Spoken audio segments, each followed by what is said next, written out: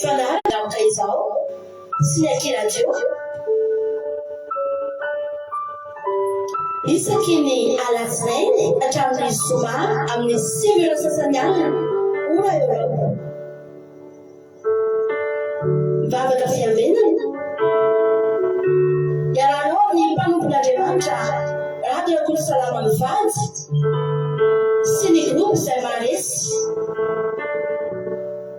andenesanao tonteny sy fampahelezana. Mivavaka fiavenana Vavaka fiavenana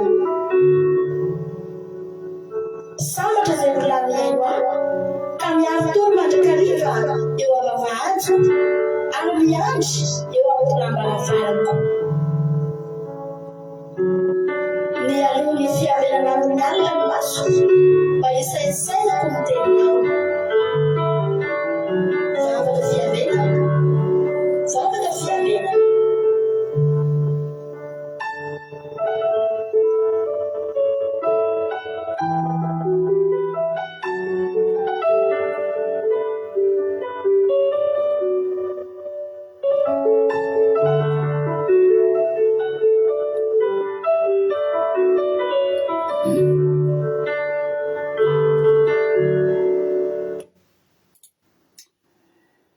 Alléluia, amin'ny fifaliana lehibe indray lasina vamalalo ny anontsika amin'izao fotoanan'izao dia tena faly indray ny tenako mihaona aminao eto androany manona fiadanan'ny tompo ho amintsika tsirairay avy amin'ny isa-tokantrano isam-batan'olona izay tonga miaraka aminay eto tonga so eto amin'izao fandarana vavaka fiavenana izay ranao amin'ny fandarana andramoka izao ny akiradoary ny groupe izay maresy dia tahiny tompo daholo tsika rehetrarehetra androany vao miaraka aminay tonga eto dia teteny aminao antsika sendrasendra koa natongavana eto fa tena misy raha ilan'ny tompo anao dia maretatra amin'ny farany fiadanan'ny tompony eo amintsika tsirairay avy mialohan'ny zatra rehetra andalohantsika hivavaka metraka amin'ny fotoana ampilatan'Andriamanitra ampandrosotsika aizoky mandrapiditry ny olona sasany ao ambadibadika ao dia andao alohantsika ametraka ny fotoana ampilatan'Andriamanitra dia avetsika nolona tsodrano dia ave fampiarahantsika tahiny Jesosy zoky manao ny fitenenana.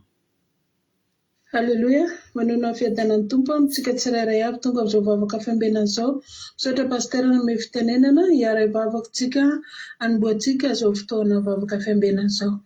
Alléluia, mbola misaotra anao izay ry masina tsara indrindra, misaotra Jesosy malalo tonga amin'izao fotoana izao izahay noho ny fitantananao, fiarovanao, mbola fitiavanao anay Jesosy malalo hahafahanay Jesosy eno vavaka fiambinana angalanay fampaherezana sy ambina anay indray mity alina ty dia isoranay anao Jesosy nanananay connexion nananay telefona indrindra ny fonay mbola mangetahita anao Jesosy dia ankehitriny tompo malalo tsy mendrika izay na dia hiantso ny anaranao ary fa hifonanay eo anatrehanao izany Jesosy mamindrafo aminay mamela ny lokay indray Jesosy atorika eo anatrehanao entinay fonay sainao mampananay vokisanao indray mity alina ty ka navavaka na ny teninao izay entindreo mpanomponao ifandimby eto Jesosy ianao nanositra zany araka ny alehibe indrindra fonao petraka ampelantananao Jesosy ary manatrefy an'izao fotoana izao ianao izay rehetra tedratsy ny satana mety hanapaka ny fotoana eto na mikitikity ny connexion indrindra ny fona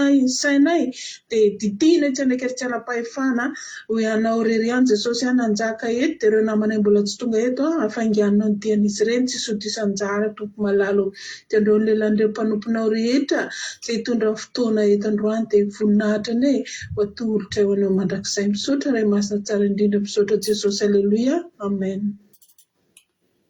Alléluia, misaotra indrindra ny zoky amintsika tanaty izay vavaka mamy izay Jesosy maro fitianao dia mitombositra sy fahasoavana foana hatrany dia mahereza foana amin'ny asan'ny tompo. Alléluia. Dia ray soariny tsodrano amin'izao fotoana izao amin'ny bokin'ny Joba toko 2:1 ka hatramin'ny 5 lavalava kely ny ampaherezana antsika ety am-panombohana sady endrika tsodrano ihany tsodrano misy moa zany fa tsy endrika tsodrano. Ray soary Joba toko 2:1 ka hatramin'ny 5 amin'ny anaran'i Jesosy hoe fantatro fa hainao avokoa ny zavatra rehetra ary tsy azo ferana ny fisainanao. Iza no mahatakona ny fisainanao amin'ny tsy fahalalana ho dia nilaza izay tsy fantatro dia zava-mahagaga loatra amiko izay tsy takatry ny saiko. Hifona aminao mieno fa hiteny anontany anao ka hampafantaro fa ndrenesan'ny sofina ihany nandrenesako anao fa ankehitriny kosa dia ny masoko no mahita anao ko dia miaiky sy mibebaka eo mivovoka sy ny lavianinao. Ny tiany Joba tenenina amin'io dia izao ry havana.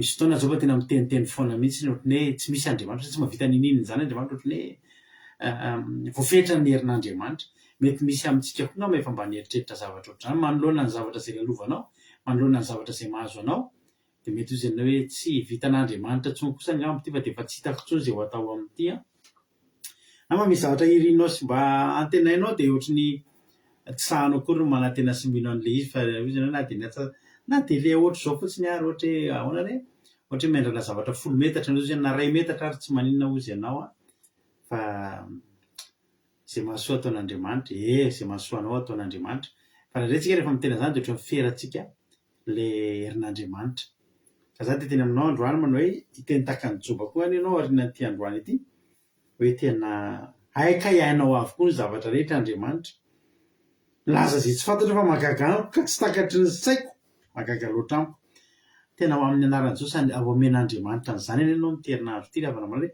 isy zavatra tena tsy takatry ny sainao mihitsy ataon'Andriamanitra de vakivavy amin'ity teny ity ianao hoe magaga loatra ka magaga loatra magaga loatra amiko ka tsy takatry ny saiko atozany hoe mifona Andriamanitra fa niteniteny foana nanambany nanamaivana ny herinao fa hatramin'izay fandrenesan'ny sofina ihany hatramin'izay mety fijona vavolombelona ny olona ianao hoe tena mba ahoana zany mba tena mahery Andriamanitra fa mbola tsy hitanao niatra sy niatrika taminao de hiteny ianao hoe aika tena masoko mihitsy mahita ny kehitriny hatramin'izay sofoka any nare fa androany tena iainako le izy de iainanao ane zany tanaovan'Andriamanitra zava-mahafinaritra ny ianao ampitola gaga anao zavatra lehibe loatra ka de mirary ianao tanteraka aminao zany teny zany amin'ny anaran'i Jesosy tahiny tompo ray zany tsodrano zany ho tanteraka aminao zany Verselina France ny Anamaiso Italie Sandola Koweity Someva France Irikaraky France Etotonolina France Merisobeanjana Arabie Saoudite Marina Tena Canada Marizio États-Unis Tsiremboramela France Angelina Diamant Chine Manambotso France Azaska Patiti France Mampionina France Yama Koweity Angelina Diamant Chine Angelina Sol France Azaska Patiti France Artisanat de Madagascar France Angelina Suzelle Suisse Hortensine Koweity Arsène Apostole Madagascar Lovlitina France Bertsava Koweity Marina Tiana Canada Alléluia Lazana Sylvie Koweity Jesosy Mpandresy Madagascar Thierry Berthelot France Nena Mainso Italie Emy Manambotso France Kelikely Andrena Solo Madagascar Bertsava Koweity Jesosy Mpandresy Madagascar Lovlitina France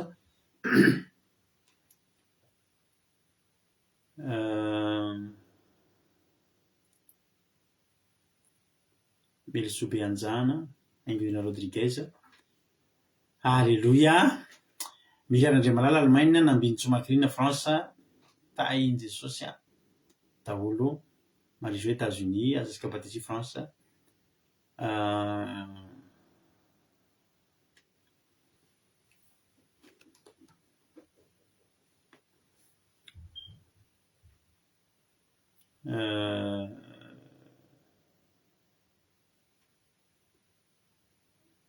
Mamina Angélique Koweity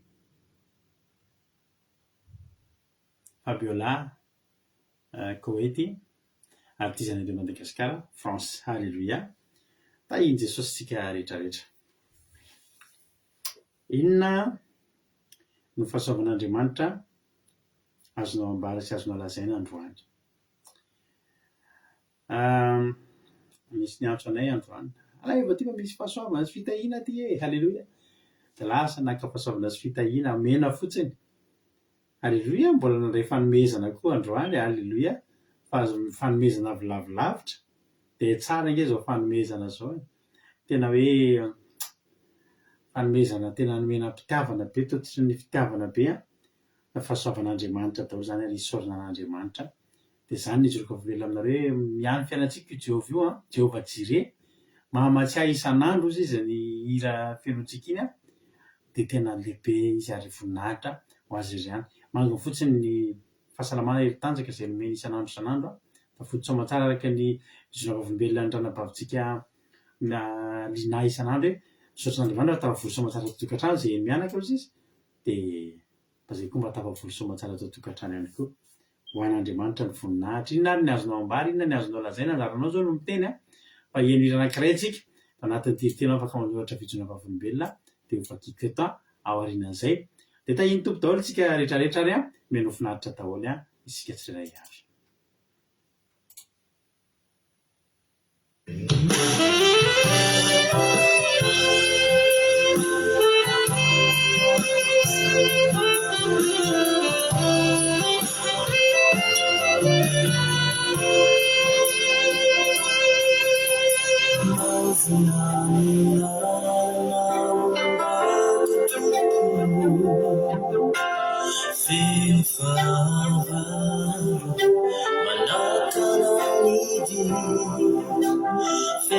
Fandrikiaze tsiziny toerana are katantano saona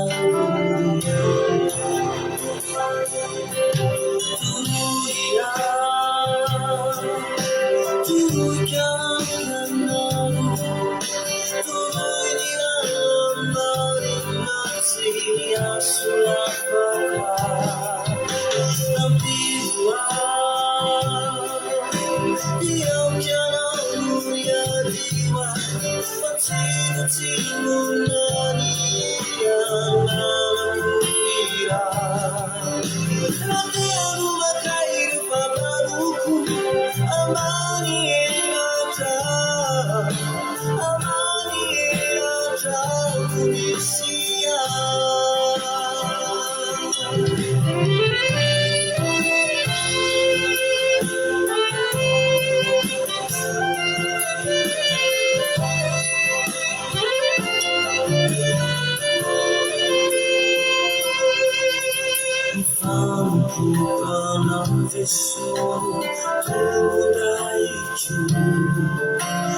kau kanifanaidaw ituetetuamicu ufaniritaja yainarampanga anuralama ayagaya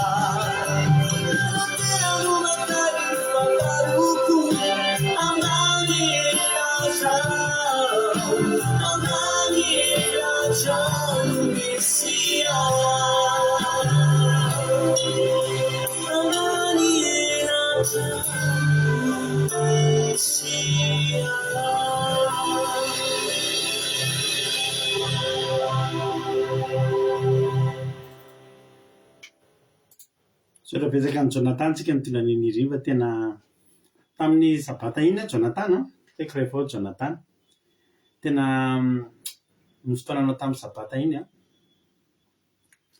ny commencement kiranao tamin'ny sabata iny za zany sady mampahery ihany tena natafiditra natanteraka tanaty sabata mihitsy tena nanampy anahy tena nakasika sy natoritory ny foko mparivan'ny andro dia anisan'izany iny hira nalefanao iny tena hafa mihitsy ny fotoanany toe-poko tamin'ny sabata teo nisy za moa nisy zavatra tsy koa nitranga tamiko ny zoma alina nisy nofo nafinaritra kely anazy zay dia vome zany za rehetra nitranga taorina an'iny tena nanira nalefa ny Jonatana sy ny zavatra ny fotoam-bavaka de tena nakasika anaka misaotra ny Jonatana nitondra ny nira iny fa de tsy adino inira iny.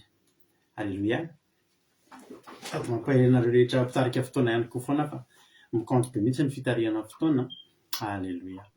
Olena maheso hoe direct Jesosy fa tena namaly vavaka izy. Alleluia. Voninahitra be zao fa azo le document ankizy roa lasa amin'ny polisy tena tsy misy tsain'Andriamanitra tao tokoa. Alleluia. Mankasitraka pastor tamin'ny fotoanavaka mankasitraka antsika rehetra ny mivavaka teto. Alleluia. Amen. Alleluia. Rabainy zany félicitations tsara Jesosy. Hoy bety misaotra n'Andriamanitra lamina ny tontolo andro feno fiarovana nay menakavy salama velonaina ary nahazo isaza ho an'Andriamanitra ny voninahitra. Amen. Hoy Berta. Alleluia. Tonga soa ny Charline. Alleluia. Marinetana misaotra n'Andriamanitra nandamina ny tontolo androko anio nomeny fahasalamana sakafo ary tafo. Alleluia. Tsara Jesosy. Hoy i Verselina voninahitra n'Andriamanitra misaotra an' Jesosy amin'ny fahatsarana nataony rehetra anio. Alleluia. Amen. Hoy milina hoe alleluia. Misaotra n'Andriamanitra lehibe na fitatana sy ny fandaminana zarehetra nateo amin'ny arovan'ny diako sy ny zanako raha nandeha somary lavilavitra izay nalaminy koa ny tontolo andro vita avokoa izay rehetra tokony natao tafahoana somatsara ato an-trano indray izay menakavy kely dalaina Jesosy voninahitra ho azy rery any. Amen. Alleluia. Hoy Erika hoe direct Jesosy ny amin'ny fahasoavana nomeny any menakavy androany mbola nomeny heri-tanjaka ary mbola velonena izay menakavy narovany tamin'ny loza. Amen. Alleluia. Olena maintsy hoe efa voafakiny. Hoy Angelina Diamant hoe tena Jesosy nahatratra fandarana misaotra ny tompo salama tsara be daholo na de ratsy ny connexion aty. Alleluia. Ho an'Andriamanitra ny voninahitra. Tsara Jesosy. Zay ny témoignage mbola misy tonga. Alleluia. Mitojo hoe ny tontolo androko androany de soroko an'Jesosy fa nisy olona nanampy tamin'ny nanisy rivotra ny pneu an'le fiarako fa nandeha toerana mbola tsy nalehako za de mbola tsy haiko ny système an'le machine fanampiana rivotra teo afakely le izy direct Jesosy fa niaro sy nameny anna sazo anay menakavy kely izy. Alleluia. Amen. Hoy ny Sabrina direct Jesosy malala niaro sy nitantana ny fiainanay tamin'ity tontolo andro ity. Alleluia. Tsara Jesosy. Amen. Misaotra antsika rehetrarehetra iama. Alleluia. Voninahitra n'Andriamanitra fa tamin'ny fiarovana tontolo andro nomeny tompo fifaliana sy ho vakansa kely za fa andeha vakansa ny patron dia ato trano ihany za milamina be. Alleluia. Voninahitra n'Andriamanitra rery ihany. Amen. Tsara be zany manao vakansa zany mahafinaritra zany tsara ny fitantanan'Andriamanitra isaotra antsika rehetrarehetra azy izany. Ho Fabiola hoe alleluia. Voninahitra n'Andriamanitra ihany fa nafinaritra be ny tontolo androko androany mbola antafian'Andriamanitra hery sy tanjaka fahasalamana izay menakavy ary milamina tsara ny asa mahita fity foana amin'ny mpampiasa sy ny mpiara-miasa rehetra de raina Jesosy. Amen. Misaotra anareo amin'ny fitsinavavolombelona fa zava-dehibe ny fanomezam-voninahitra n'Andriamanitra tahaka izao. Ary rehefa nisandratra Andriamanitra rehefa nisandratra Jehova de andao anomboka ny fandarana am'izay tsika hitra amin'ny toloteny ary tsika efa nanomboka moa zany tsika fa miditra lalindalina kokoa hatrany andao rehefa ny vavitsika marinaty anay hitondra ny tenin'Andriamanitra de miverina eto ny tenako aveo mamelabelatra ny tenin'Andriamanitra amintsika. Azakaka nareo misy commentaire amin'ny teny frantsay hitanareo fa manomboka androany satria moa misy vahiny ato amintsika de mila mba manomboka marina misy mpandika teny akaiky ny rahalahy Thierry izay anisan'ny vahiny mba miaraka amintsika eto isaonan'Andriamanitra. Fa na zany de commentaire eo ahita commentaire amin'ny teniteny frantsay eo zany nareo de tsy hoe style vaovao hoe style 2026 akory fa satria tena ilaina izay zavatra izay de ataotsika mba am'izay comprendre tsara ny zavatra ho ataotsika sy tenentsika eto ny rahalahintsika Thierry Berthelot. Tainy Jesosy sy izay rehetra mety vazaza misy vahiny hafa koa mijery ny fandarantsika ny havanareo reo vahiny reo misy mijery eto tsara mba mahafantatra ny inona ary mba resahantsika eto. Andao rehefa nzosika marinaty anay anao avy hatrany ny fitenena marinaty anay. Faly miarahaba antsika rehetra tonga eto anio indray Tatoato dia betsaka ny olona mieritreritra fa mahery noho i Jesosy satria lasa manan-karena tampoka. Misy ihany koa no milaza fa elan'ny nivavahana ary nitady an'i Jesosy fa tsy nahita ny hatsarany. Eo ihany koa no milaza fa toa mbola voafantsika ihany Jesosy kanefa hoe zanak'Andriamanitra. Ny valiteny amin'ity farany moa dia hoe efa fantatry Jesosy mialoha ny zavatra rehetra azo azy saingy tsy maintsy nandeha eny amin'ny hazo fijaliana izy ahavitany misiony ety an-tany sy tanterahany ny tenin'Andriamanitra. Maro ny endrika fandavantsika malagasy an'i Jesosy amin'izao fotoana izao kanefa isika mbola anaty ady be mihitsiny. Betsaka amintsika malagasy no efa mandahy an'i Jesosy noho ny antony maro samihafa sahady. Amin'ny mampino dia manontany tena hoe ny tranga misy eran-tany mampiseho fa tsy azo sangisaingina ve ny anaran'i Jehovah no tsy ampy sa ny fitorian'ny mpino no malefaka loatra. Tenin'Andriamanitra ho toriako anio dia hita ao amin'ny Lioka 2:20-7:30 ka hatramin'ny 4:7. Lioka 2:20-7:30 ka hatramin'ny 4:20. Vakiako amin'ny anaran'i Jesosy rehefa hitanareo. Ary nivoaka Jesosy koa araky ny fanaony dia nakao an-tendrombohitra Oliva izy ary ny mpianatra koa nanaraka azy. Ary vao tonga tao amin'izany tany izany dia hoy izy tamin'ny mivavaha mba tsy hidiranareo amin'ny fakapanahy. Ary izy niataka tamin'ny tokony ho indray mitora-bato dia nandohalika ka nivavaka hoe raiko raha sitraka dia sory amiko ity kapoaka ity. Nefa aoka tsy ny sitrapoko ane no atao fa ny anao. Ary nisy anjery avy tany an-danitra niseho teo aminy ka nampahery azy. Ary fadiran-ovana izy ka nivavaka mafimafy kokoa. Ary ny dininy dia tahaka ny rano nipotrapotraka tamin'ny tany. Ary noho ny nitsangana avy nivavaka izy dia nakeo amin'ny mpianatra ka nahita azy ireo natory nalahelo. Dia hoy izy taminy, nahoana no dia matory ianareo? Mitsangana dia mivavaha mba tsy hidiranareo amin'ny fakapanahy. Isaoran'Andriamanitra amin'izany teniny izany. Rehefa fantatrao fa ianao no vonoina, ny tenanao no atao sorona, dia tsy maintsy ianao matahotra. Ny mivavaka no ataovy rehefa miditra amin'izany fotoana izany ianao. Indrindra raha hanakana anao tsy hantanteraka ny tenin'Andriamanitra izany. Raha nandeha teny Getsemane tokoa mantsy Jesosy efa hitan'i Jesosy ny fantsika, ny hazo fijaliana, ny vinaigitra ampisotroana azy ka ory ny tao anatiny. Eny, hitan'i Jesosy ny vinaigitra ampisotroantsika azy. Efa hitan'i Jesosy ihany koa Andriamanitra tsy ho eo intsony. Ny tsitra ny tao anatin'i Jesosy, ny kikika ny tao anatiny. Io ady anaty io dia ady mavesatra indrindra amin'ny maha-olombelona. Raha samy totohondry mantsy dia samy vita. Fa eto ny ady dia ao anatinao mihitsy no miseho. Tonga misehatra ianao hoe hovitako ve ito ady ito Jehovah? Vizaka Jehovah, malahelo satria te hanavotra ny olona kanefa ireo indray no mitady handoto izany tadiaviny ambaniana aratsiny.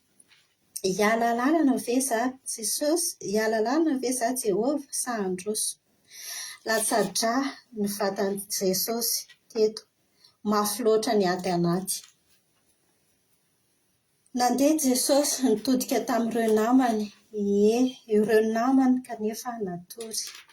Eny, ireo namanao miara-dalana aminao, tena atokisanao koa, dia mety ho tafatory amin'ny andro mahory anao. Tsy hoe tsy tianao ireo, fa rindriky ny alahelo. Mivavaha mba tsy hidiran'ny fakapanahy ianareo, hoy Jesosy teto. Inona ny dikan'izany? tsy ampivavaky Jodasy, matoy Jodasy nidiran'ny Satana, dia tsy ampivavaky izy. Mivavah hoy Jesosy mba tsy hidiran'ny fakapanahy. Voary foana Jodasy satria teo akaikin'i Jesosy tamin'ny fotoana rehetra, fa nanomboka ny fotoana kely fotsiny izy tsy nivavaka dia nidiran'ny Satana. Atahoran'i Jesosy ny idiran'ny Satana amin'ireto mpianany, ireto namany. Atahorani Jesosy ny zavatra ohatr'izany. Teto koa dia efa nanomboka natoko teny Jesosy ny dikany faharoa hoe natoko teny Jesosy fa izahako ihany no mivavaka ho an'ny tenako fa aleo ireo hivavaka ho an'ny zareo mba ho ampivavaka hiadivana amin'ny Satana, tsy hidiran'ny Satana. Lasa Jesosy niverina nivavaka, farany nitsangana izy satria vita ilay ady tao anatiny. Vita ny ady ho an'i Jesosy teto. Tsy nampaninina azy intsony ilay oroka izay mariky ny fifankatiavana lasa mariky ny famadihana. Tsy nampaninina azy intsony ny fankahalana azy rehetra satria tena efa feno fankahalana mihitsy ny tany tamin'izany fotoana izany, fankahalanan Jesosy. Tsy mampaninina azy ny fandavan'i Petera azy intelo. Rehefa nitsaraina tokoa mantsy Jesosy dia tao ivelany tao nisy nafantatra amin'ny Petera, ka natahotra i Petera ary niteny hoe tsy fantatro i Jesosy. Ny fanontaniana mipetraka eto hoe raha nivavaka niaraka tamin'i Jesosy ve Petera fa tsy natory tao Getsemane dia nanahoana ny zava-niseho? Intelo izy no nilaza tsy nahafantatra ny Jesosy, intelo be izao. Endrika fandavana an Jesosy izany. Nasa tanana aho Pilato mba tsy haloto eo anatrehan'i Jesosy. Fantany fa olo-marina Jesosy ka naleony nanadio ny tenany sy nitazona ny sezany sy ny tombotsoany rehetrarehetra. Endrika fandavana an Jesosy daholo izany rehetrarehetra izany. Rehefa nitomboina teo amin'ny hazo fijaliana Jesosy dia nangataka ny sotro rano izy. Inona no ometsika olombelona azy? Vinaigitra no ometsika azy fa tsy rano. Ry havana, asa miandry farany vao hiteny hoe zanak'Andriamanitra, tena zanak'Andriamanitra marina i Jesosy. Efa tsy eo intsony i Jesosy vao hiteny an'izany, tena aza miandry farany. Ny amin'ny Petera intelo izy nandahan'i Jesosy, fa rehefa resin'i Jesosy ny fasana, tonga Jesosy nifankahita tamin'i Petera indray, dia intelo koa Jesosy no nanontany azy, moa ve ty ahy ianao Petera? Moa ve ty ahy ianao ry Petera? Intelo Jesosy no nanontany azy izany. Voafafa, voavela ny heloka i Petera. Ianao mahafantatra hoe impiry ianao nandahan'i Jesosy. Ianao mahafantatra hoe impiry koa izany i Jesosy no anontany ianao an'izany foana. Tiako hiaviana dia mora ny mandahan'i Jesosy na efa mino ary. Fa eritrereto foana ny hoe anontany ianao ve i Jesosy hoe ianao ve tia koa ianao? Anontany ianao amin'iny mibetsaka nandavanao azy. Fanontaniana petraka daholo izany eo amintsika. Vita ny mision Jesosy, nandresy ny fasana izy. Na i Jesosy koa ary mba nivavaka mba tsy hidiran'ny fakapanahy teo amin'ny fiainany. Ry Malagasy, mandahan Jesosy ianao, tsy ianao voalohany, tsy isika ny voalohany nanao izany, ary mety tsy isika ihany koa farany. Fa tadidio hoe ny an'i Petera mbola nisy chance izy izany, fa ny ianao anahoana? Eritrereto izany. Ty sombin-tantara nijerentsika hito dia inoko ampivavaka antsika rehefa mandalo ady isika. Mandehana mandoalika, mandehana mivavaka mitady an'Andriamanitra. Inoko fa mampahery antsika rehetra izay enjehan'olona toa an'i Jesosy ihany koa izy tia. Isika izay mandalo ady ao anatin'ny asan'Andriamanitra ary inoko fa nazahoantsika anatra ny tsy handahan'Andriamanitra. Aleluia, amen. Aleluia, mankasitraka andrinanao rena mbavy marina tiana. Jesosy any amin'ny marina tianao dia mitombozy sy fahasoavana hatrany dia mahereza foana amin'ny asan'ny tompo dia miarabantsika izay vaovao ihany koa andro vao nahitany faneva kintana haiko na kintanakintana ny tena makino hoe kintana dia miaraba ny faneva tsy haiko na vavy na lava dia tonga soa ianao a fa ny be zay mandray anao dia maritatra amin'ny farany dia raha afaka mba vadrina aiza moa ny toerana misy anao mba hiarabananao a amin'ny fotoana manaraka mahatonga anao eto indray misaotra marina tena Jesosy amaly fitianao dia misaotra antsika rehetra koa amin'ny fampahirezana izay ataony izay ataonareo aminy fa mampahery anazy izany anisan'ny andin-tsoratra masina tena mahakasika ny fo sy tena mahakasika ity verset nytenen'ny ranavavitsika marina ty anaty tamin'io Jesosy vao natahotra nandritra ny fotoana teto an-tanan'i Jesosy vao natahotra nga Jesosy matahotra fa Jesosy nga matahotra fa nga Jesosy afaka miaina an'izany hoe tahotra vakiko ny ten'Andriamanitra androany manao hoe Luka 4:27 aminaran'i Jesosy tao Getsemane ny soramandry ary nivoaka Jesosy ko araka ny fanaony dia nakao tendrombohitra oliva izy ary ny mpianatra koa nanaraka azy ary vao tonga tamin'izany tany zany dia hoy izy mivavah mba tsy hidirinareo amin'ny fakapanahy ary izy niataka taminy tokony indray mitorabato dia nandoarika ka nivavaka hoe raiko raha sitraka ao dia esory amiko ity kapoka ity nefa aoka tsy ny sitrapokana eno atao fa ny anao ary nisy anjely tavy tany an-danitra ny seho teo aminy ka nampahery azy ary fa dirana anovana izy ka dia nivavaka mavomavo kokoa ary ny dininy dia tahaka ny rano potrapotraka tamin'ny tany ary no mitsangana avy mivavaka izy dia nakeo amin'ny mpianatra ka nahita azy matorina alahelo dia izy taminy nahoana ny matory anareo mitsangana ka mivavaha mba tsy hidiranareo amin'ny fakapanahy halleloia amen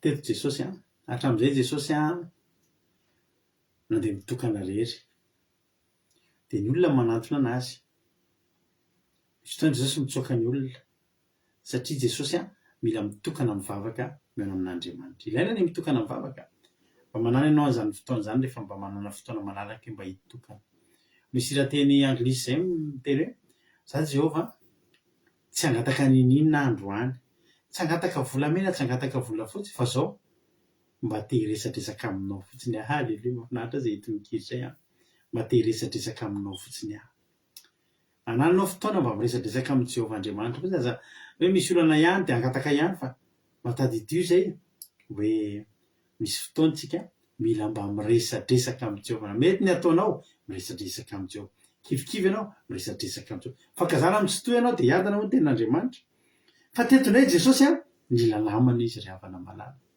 teto indray Jesosy nila fanohanana mila olona hiara hivavaka aminy taditsika tsara angamba fa tamin'ny tany amin'ny asan'ny apôstôly toko 12 any misy fotoana Petera nigadra dia any amin'ny asan'ny apôstôly toko 12 mivolazan'ny tendromandry dia ny fiangonana dia naherina ngataka tamin'Andriamanitra ho an'ny Petera satria maninona tonga ny fotoana na dia Petera zay tena olombavaka azy tsy afaka mivavaka intsony fa reraka misy fotoana antsika reraka ary zany ny ilana ny fiarahantsika mivavaka satria izao misy fotoantsika reraka niza afaka mandalo farerahana zany mahatonga antsika ilana ny fifampitondrana am-bavaka halleloia dia tany ampigadrany Petera tamin'izany azony apôstôly toko 12 zany dia reraka izy dia tsy tafavavaka intsony izy natory sisisy teo ampovoan'ny mpiambina anankiroa fa ny fiangonana no nangataka mafy nivavaka mafy nanao alim-bavaka halleloia teto Jesosy nila olona mba hiara hivavaka aminy dia nentiny ny mpianatra nandeha izy misaotra anareo le manao commentaire amin'ny teny frantsay ireo Jesosy amaly fitianareo halleloia dia nentiny ny mpianatra zay fantany fahakaiky azy nentiny ny mpianatra efa tsy teo intsony le mpamadika fa le tena tia azy 12 nentiny niaraka taminy dia naprisiany hoe mivavaha mba tsy hidiranareo amin'ny fakapanahy ao anatin'izany Jesosy tsy anteanao mpimaso kely ny mpianatra hoe mba mivavaha ho anahy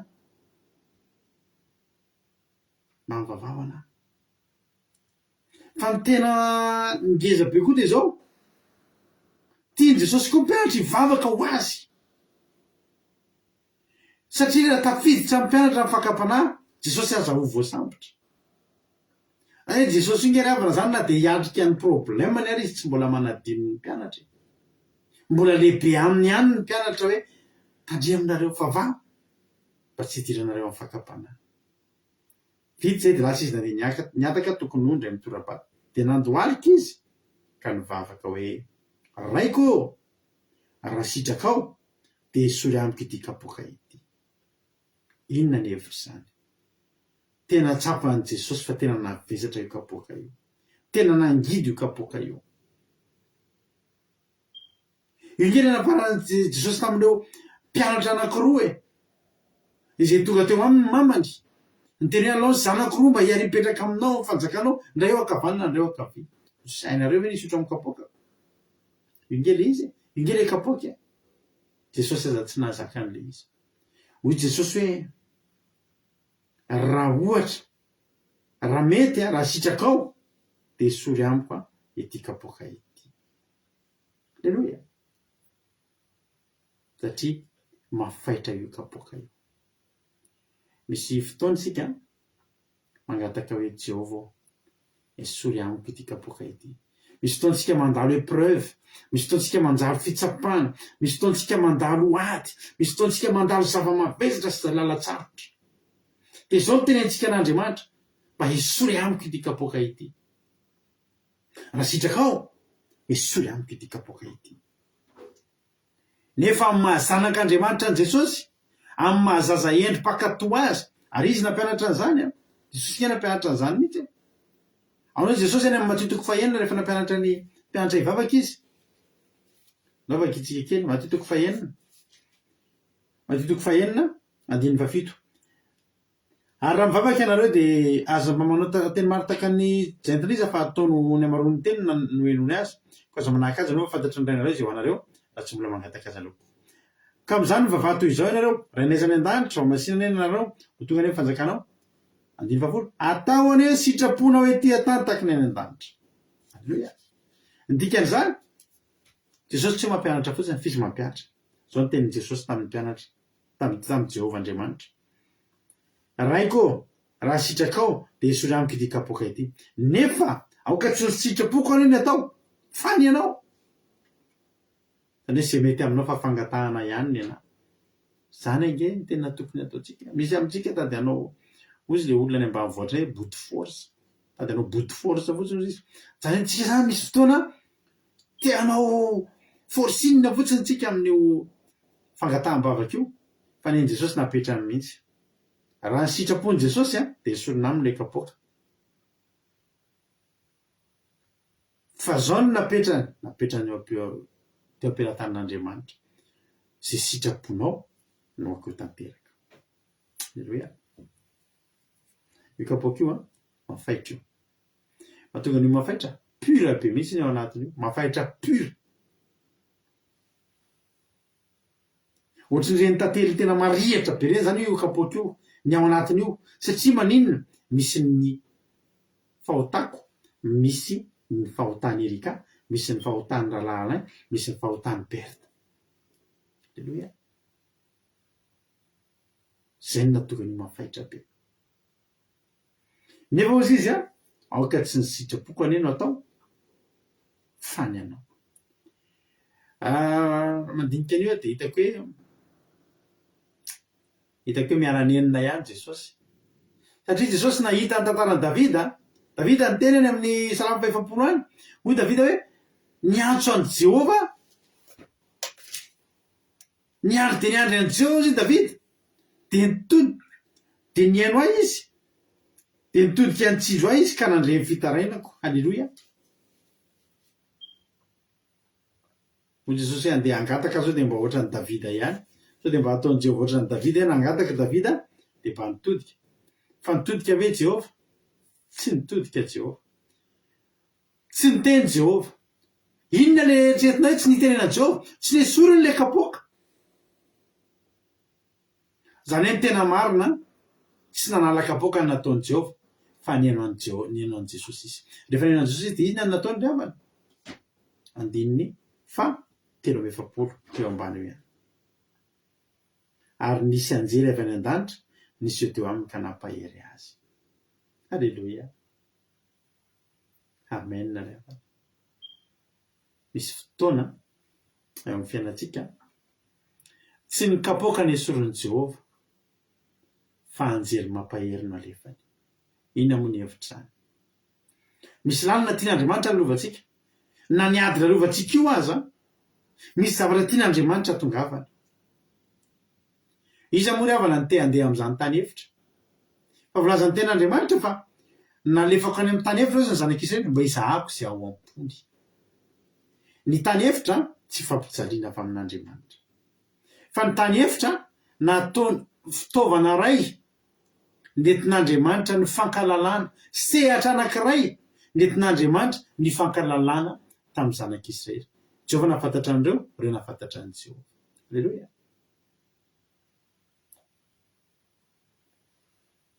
Raha esorina moa ty kapoaka ity, inona ny zava-mitranga? Fantatry Jehova ny zava-mitranga raha esorina ny kapoaka. Tonga dia efa nahan'olona tapitrisany. Anisan'izany ny anazy sy ry Aingonina Rodriguez, sy ry Tody Noeline, sy ry Andrina Suzelle. Vereny amin'ny elo. Nefa nge ry havana malala, Jehova tsy namboatra ny elo atsika. Tsara fantatsika zany zay. Jehova Andriamanitra rehefa nahary ny elo dia tsy mba nataony atsika olombelona zany. Fa nataony an'ny devoly sy ny anjeliny. Nataon'Andriamanitra ho an'ny Losifera sy ny anjeliny ny elo. Raha ny tena marina tsisy tokony ho lasa ny olona na dia ray azy. Raha teo efa misy hazo mibana, tsy mavaravara-kazo, fa tena hazo be mihitsy mibana ny varavaran'io elo io. Izay mbola voamboarina eto amin'ity Getsemane ity. Alleluia. Ny hazo fijaliana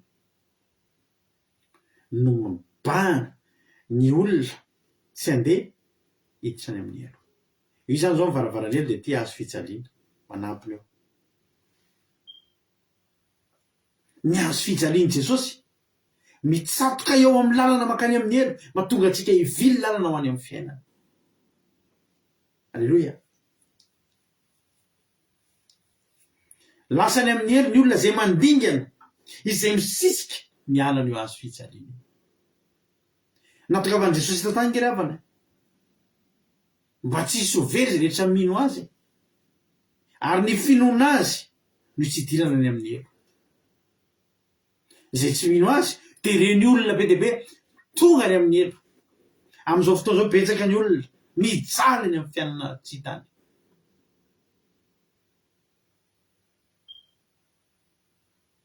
Eto ity kapoaka lazaina ity zany, eo amin'ny fandrafetana ny hazo. Raha ny esorin'i Jehova io, inona ny zava-mitranga? Ny tsotsotsotso, ny azakazaka nandeha nakany daholo tsika rehetrarehetra. Tsy misy izany fanantenana ho any amin'ny fiainana mandrakizay zany.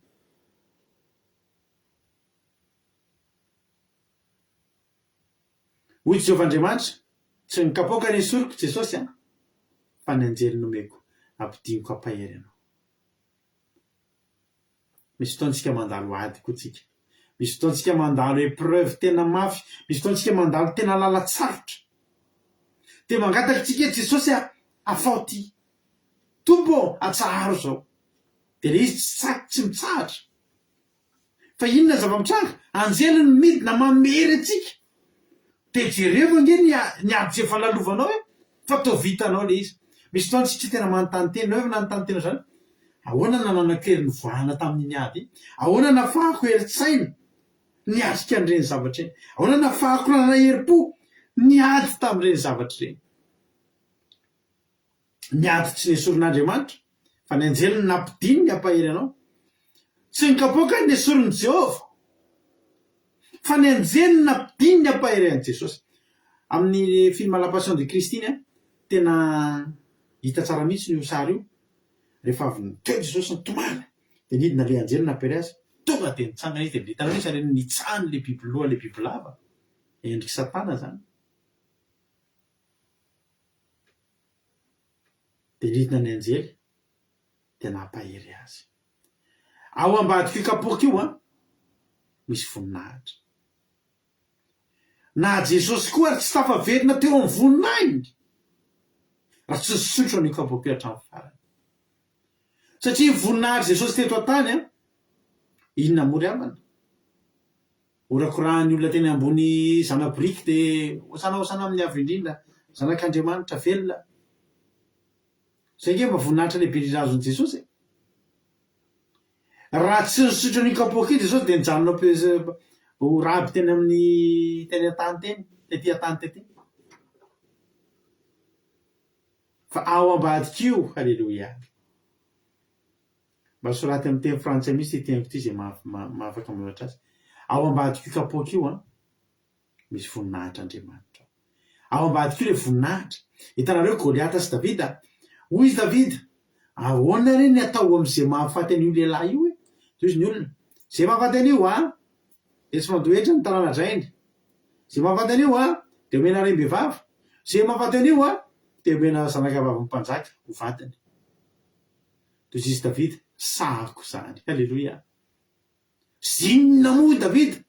Io lehilahy tsy mivory io, avelao anaovako azy. Ny tena marina ao ambadika io lehilahy goavabe io, tsy intsony nitany Davida, fa le fitahinan goavabe ao ambadika. Tsy mandohetra intsony ny tanàna drainy, mena rem-behivava dia atao vatany zanaka mpanjaka. Lasa finantiny mpanjaka. Zay no hitany Davida. Lasa kely le Goliata manoloana an'le voninahitra ngeda-be ao ambadika. Dia mba tahaka izany koa, io kapoaka io tsy maintsy nisotroany io. Raha tsy nisotroany io dia tsy tonga tamin'ny voninahiny faratapony Jesosy. Mampiry anao androany raha mandalo, na ianao tonga eto androany mandalo ady. Mety mangataka ianao mba hitsahatra le ady tsy ady io, fa fiandoham-boninahitra. Fiandoham-pisandratana. Alleloia. Misaotra betsaka Erika. Alleloia. Ao ambadika io, ady lalovanao io, tena hoe misy fisandratana, misy voninahitr'Andriamanitra. Alleloia. Zany hoe tsy io no esorin'Andriamanitra, fa anjely midina mampahery anao. Ampahery anao anie ny anjely rehefa. Ary taorianan'izany dia 520 ary fadiranovana izy izy. Ka dia nivavaka mafimafy kokoa. Mahavariana eto hafa ihany no maître hafa ihany no maître revana. Tsika rehefa fadiranovana zany ina atao tsika? Mandefa message eo amin'ny groupe. Reraka reto eto mba afaka azafady fa teny efa tsy hitako tsony izay atao. Azafady fa manodidity masoko. Jesosy arakaraky ny nahafadiranovana azy, nivavaka mafimafy kokoa. Mba ianarantsika zany androany. Arakaraky ny mahay, arakaraky ny namafy ny ady, arakaraky ny tady hareraka azy, fo maizy nivavaka mafimafy kokoa. Alleloia. Mavaka ataontsika ve zany? Misy an'le vehivavy le mananady amin'ny fahavalony dia makeo amin'le mpanjaka foana tsara tsy marina izy. Dia zao no teneniny miorariny amin'ny mananady amiko. Miorariny miady foana izy, miady foana izy. Alleloia. Any amin'ny Lukany, any amin'ny inona moa zay? Any amin'ny Lukany, any amin'ny Lukatoko, any amin'ny Lukany misy an'izay filazantsara misy zay miorariny amin'ny Lukatoko 4:20. Alleloia. Hoy Paoly, mivavaha mandrakariva ka aza mitsahatra ny amin'ny bokin'ny Tesaloniana. Ary na Jesosy azy dia mampahery amin'ny mpianatra, mivavaha mandrakariva mba hahery ianareo. Alleloia. Dia nampiharin'i Jesosy zany. Arakaraky ny fadiranovana azy, fo maizy mivavaka mafimafy kokoa, fo maizy mitady hery, fo maizy niantsoatso mafy, fo maizy nienafana ny rehatra, fo maizy nietsemboka ny etsemboka. Alleloia.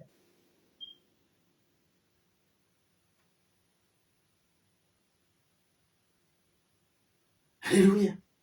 ilaina ny mivavaka am'rehatra rehefa mivavaka am'rehatra izy tsy ohatran'le olona fantatr'izay ndray andro nisy olona ohatry ny kivikivy nandaloady izy zao ny tenenina ohatry ny akaina kely mihitsy loha zavatra izy andiny tena tsy vavaka izy manao an'io amin'ny fotoana misy olana mihitsika vao mety tokony hivavaka amin'ny fotoana mitady reradreraky mihitsy ika vao mety tsika tokony mivavaka ary de nyrehatra tamin'ny mivavaka Jesosy tsempoka am'izay izy ary rehefa tao anatin'ny atsembohany tao de rano ny voaka nisy mpitoloteny zay no nazavan'ity zavatra ty zavako anareo androany zao nazavany anay rehefa nanazavany teny io izy akasika mpianary izy tsy adiniko mandrak'izay hitanareo ony le hoe misy hoe vaky reny hoe vaky de tena vaky mihitsy ny foko nahitan'le fahoriana vaky mihitsy ny foko nahitan'le zanako reny ony a tena mitombona on'le vaky fo hitanasika ny fotsika ony a fontseo ony fa fotsika feno lalan-draha kely be de be de io fotsika io rehefa misy fihetsem-po de mibotsina le hoe mivoto mihitsy ny foko tezitra izy manao hoe tena mitombona hoe fo mivoto de mitombo somary misihatra zany le fo de misy somary fissure kely ren'le lalan-draha kely pititiny kely amin'ny fotsika io sy lalan-draha pe fa lalan-draha kely de tena mitombona ony ry havana rehefa hoe tena malahelo be intsy de mizihatra le fo de hoe vaky ny fo de misy lalan-draha kely zany tapaka ao anatiny ao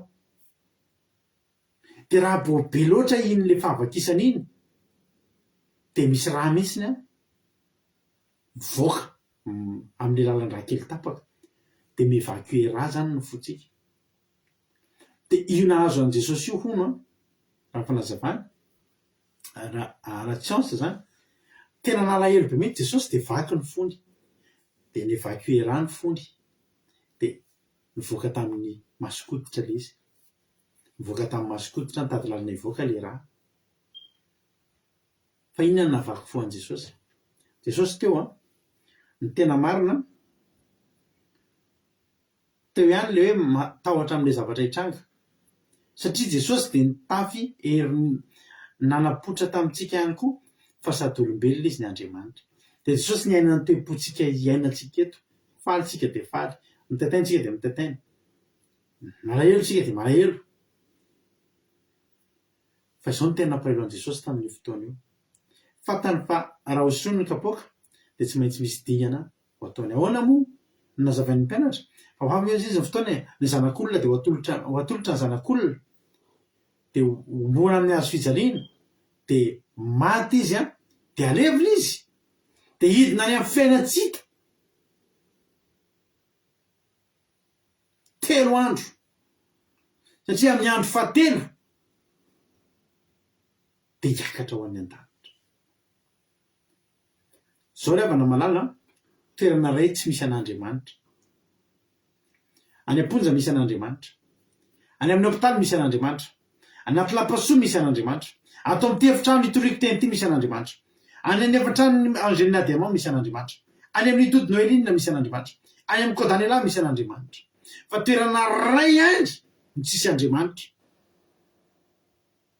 de any amin'ny fiainatsika tsisy Andriamanitra any tsisy alehan'Andriamanitra any tsisy fanatrihan'Andriamanitra any tsy jeren'Andriamanitra akory ny any toerana ray de fiainatsika nefa Jesosy andehany amin'ny toerana io hidina any amin'ny fiainatsika Jesosy rehefa maty eo io ny tena nampalahelo an' Jesosy io ny tena nampatahotra azy satria zao hatram'izay ka ho mandrak'izay hatram'izay tsisy fiandohana tsisy fiafarana de niaraka tamin'Andriamanitra teo akaikin'Andriamanitra foana Jesosy teo anilany mandrakariva Jesosy fa amin'ny 3 andro io zany rehefa hidina any amin'ny fiainatsika Jesosy de tsy ahita an'Andriamanitra de zany ny tena navaky ny fony eo tafasaraka amin'Andriamanitra 3 andro tsy zakan' Jesosy zany tafasaraka amin'Andriamanitra 3 andro zany nahoana ny olombelona mavita tafasaraka amin'Andriamanitra 2 volana 3 volana 10 taona mety andry ianao zao afriny anao tafasaraka tamin'Andriamanitra de mba nitsapanao hoe nalahelo anao tamin'izany mba mandona ny fonao hoe zany hoe misy fotoana anao tsisy an'Andriamanitra ny fiainanao mafy nge zany raviny mampalahelo nge zany raviny alao very vola amina miliara alao very vely zavatra rehetrarehetra fa mbola eo Andriamanitra. dia io nampirelon Jesosy ny ho tapasaraka amin'Andriamanitra. fa na dia zany aza ny kapoaka tsy maintsy sotroako izy tsy maintsy tonga amin'ny voninahiny, tsy maintsy tonga amin'ilay voninahitra omanina ho azy. Halleloia. no nitsangana izy dia nivavaka, ary no nitsangana avy mivavaka izy dia nakeo amin'ny mpianatra ka nitazy matory nalahelo teo izy taminy. nahoana ny matory ianareo mitsanganaka mivavaha mba tsy hidiranareo amin'ny fakapanahy. androany za teteny amintsika rehetrrehetra manao hoe mitsangana koa ianao dia mivavaha fa andro farany fakapanahy zao ianantsika izao. nahoana ny matory nalahelo ianareo, nahoana ianareo no tsy mivavaka, efa andro farany zao ry havana malala. androany koa miteny aminao, androany koa Andriamanitra miteny amin'asy ianao. nahoana ny matory ianareo mitsangana ka mivavaha fa tsy hidirinareo amin'ny fakapanahy. mandalo ady ianao mivavaha mafimafy kokoa, mahereza mangataka, mahereza mivavaka. nisy vehivavy zay ny insiste be mihitsy ny tao amin'ny baiboly tao. nefa vakiko amarana ko azy Matthieu 5:10. Matthieu 5:10.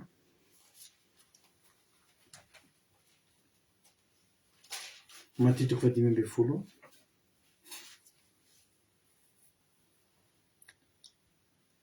andininy fa 7. nisy vehivavy kananita, ka ny kananita sy ny samaritana moa dia mitovitovy ihany, tokony tsy manandraraha amin'Andriamanitra. dia rehefa hitako me manambotsoa sady misaotra anareo amin'ilay commentaire amin'ny teny frantsay fa tena ilainy misaotra indrindra anareo. hoy izy ny ten'Andriamanitra hoe nisy vehivavy anankiray niantsoantso an'i Jesosy. dia niala teo Jesosy ka nakany amin'ny faritanin'ny Tiro sy Sidona, ary indro nisy vehivavy kananita anankiray nivoaka avy tamin'izany tany zany ka nanao hoe mamindrafo amiko ry tompo, mamindrafo amiko tompoko zanaky Davida, ny zanako vavy ampahorin'ny demony loatra fa izy tsy namaly teny azy. dia nato tamin'ny mpianaka nangataka tamin'ny hoe roa izy fa miantso mafy atao rinantsika. ary izy namaky ny hoe tsy nirahanao afa-tsy amin'ny ondro very amin'ny zanan'Israely. fa natony andra vehivavy teny akohaka teo anatrehaka ny hoe tompoko vonjeo aho. fa izy namaky amin'ny hoe tsy mety raha maka mofon-jazaka manipy azo an'ny amboa kely. tiany Jesosy teny dia zao ny fahasoavan'Andriamanitra ho tokony ho an'ny zanak'Andriamanitra. fa ho lerana bavy manao hoe hoy Jesosy tsy mety ny mofon-jaza raha manipy azo amin'ny amboa kely. ampitoviany Jesosy amin'ny amboa kely hoy raha vehivavy mariny zany toko fa na teny amboa kely azy mba mihinana misombontsombo ny latsaka avy amin'ny latabatry ny tompony any. androany dia teny aminao aho, inona moa zasy ianao nandray zany fahasoavan'Andriamanitra izany. fa za dia teny aminao androany tena gaga Jesosy tamin'ny finoan'ity vehivavy. hoy Jesosy raha vehivavy lehibe ny finonao tonga avy aminao araka zirinao dia sitrana zanavavy tamin'izany olona izany. mihetsoa ihany, mivavaha ihany. raha ny tena marina tsy tokony handray valom-bavaka izany tsika. fa za miteny anao na dia sombotsombo ny valom-bavaka latsaka avy amin'i Jesosy ary avy amin'ny latabatry ny tompontsika azy no mba raisitsika ngesam-peo amin'ny fiainantsika izany.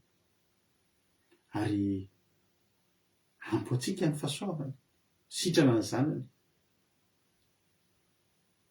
nefa sombotsombo ny fotsiny reny. ny sodrantsika teo dia zao hoe ny sofinao na re fa hita ny masonao, sombotsombony izay ny hitanao. fa ireo sombotsombon'ireo akaofiany fa tena itoana fiovanao amin'ny fiainanao. mety fandarina kely sombotsombony izao hitanao zao. Alleluia. sombotsombony tsy mivoaka avy any amina fahalalana sy tena hoe fahiratatsaina be sy ninona eto amin'ny fandarina kely eo amin'ny linina eto sombotsombony io. fa raiso dia minoa raha hitondra fahasoavana ho anao sy ny ankonanao. fa mandraiky hariva aza mitsahatra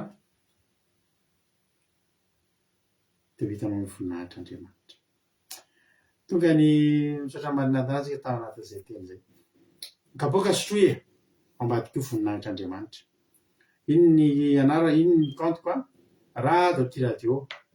Raha misy aminareo a télépanahy mazoto mizara fahatsapana fotoana izao, mila mizara fahatsapana, mila mitensika inona no zavatra mba nahakasika anao a tao anatin'izany teny izay voasoratra teo voateny teo zany a.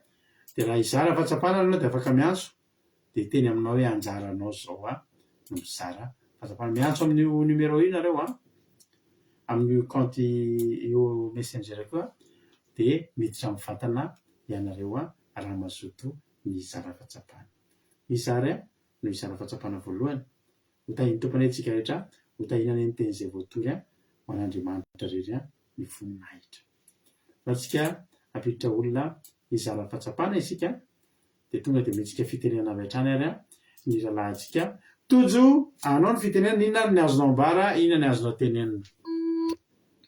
Jesosy pasitera dia mankasitraka be dia be anareo mianadata amin'ny toriteny fa nahakasika sady nampahery no nalaisana lesona.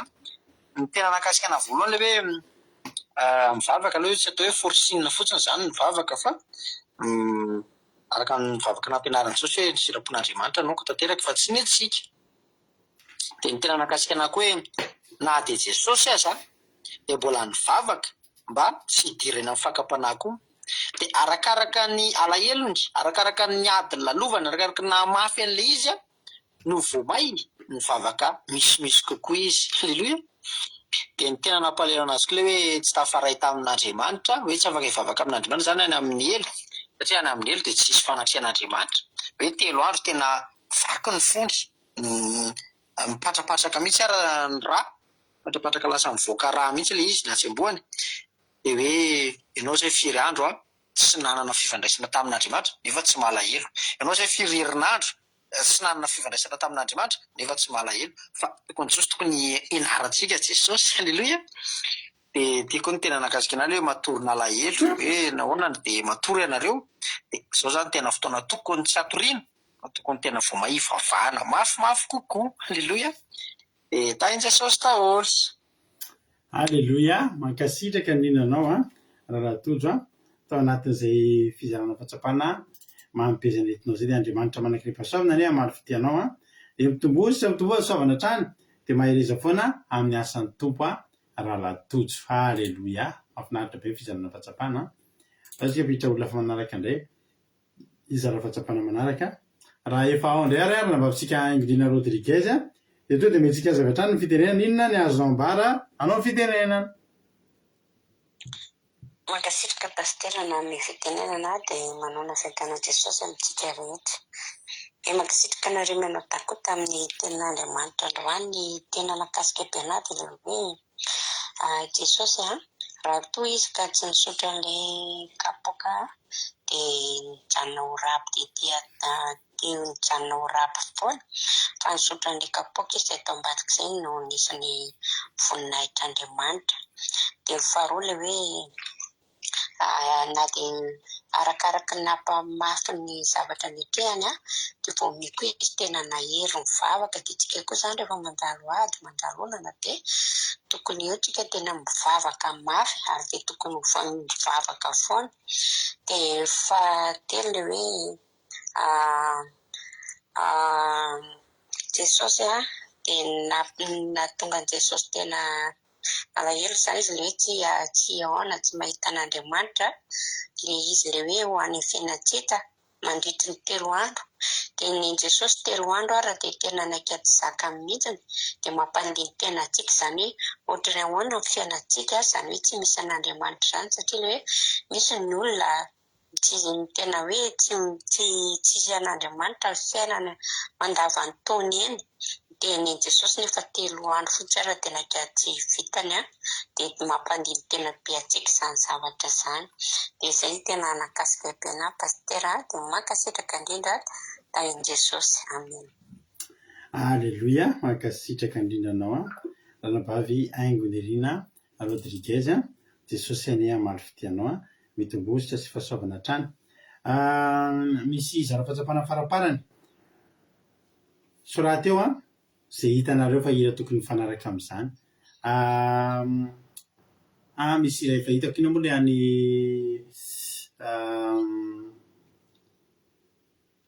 tanambokovoko iny ataotsika rehefa avy eo halleloia andao ataotsika le tanambokovoko iny rehefa avy eo andao ary loatsika piditra olona anankiray indray izara-pahatsapana manaraka rehefa ohary marina ty anazy tompony toriteny any izany hitondra fizarana fahatsapana iny na ry ny azonao ambara androany anao fitenenana tany toko pastera maheno tsara ve azafady maheno tsara io any tena nanamarika androany any izay famelabelarana ataon'ny pastera hoe io kapoaka io dia mafaitra satria misy ny otatsika rehetrarehetra eto amboniny tany dia tsy ny kapoaka no esoriny Jehovah rehefa nangataka izy hoe esoriny fa anjely no rehefa ny ampahery antsika dia tany dikazay zany hoe io tany hevitra io natao amolavolana-tsika ary raha ny esoriny Jehovah io kapoaka io dia lasa tsy afaka anakanandandry sika rehetrarehetra dia io kapoaka eo koa misy voninahitra lehibe dia tena nanamarika fa mankasitraka indrindra pastera tany ny taholy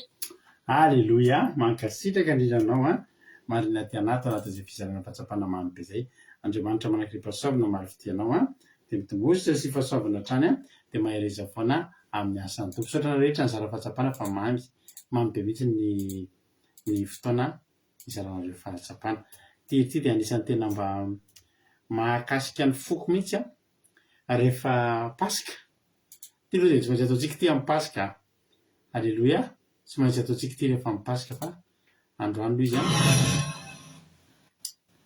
ataotsika izy androany dia atsika tsarovana n'izany hoe nafatesan'i Jesosy atsika zany tokoa amin'ny 31 mars alina ny pasika atsika eto amin'ny akiradio sady efa mimanao amin'izany sady ange isika alohan'izany dia tsy maintsy mena daty eto tsika fa tsy maintsy misy fivadikanana 3 andro milohan'ny idirantsika amin'izany pasika izany fa menantsika eo ihany ny daty any amin'ny tapatapaky ny volana mars any misy fivadikanana 3 andro izay ho ataotsika mino finaritra daholo tahiny tompo hivavaka tsika olona dira ity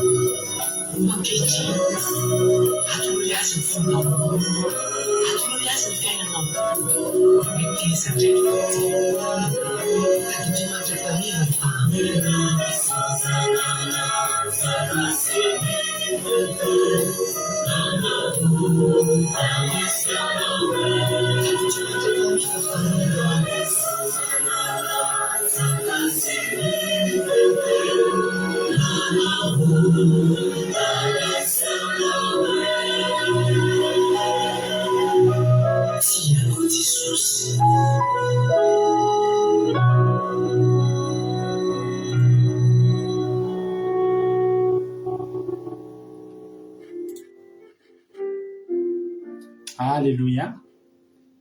Eny Jesosy malalo tsaronay sady tokoa na dia mbola tsy andro pasikaly zao dia tsaronay zany ianao tao Getsemane zany.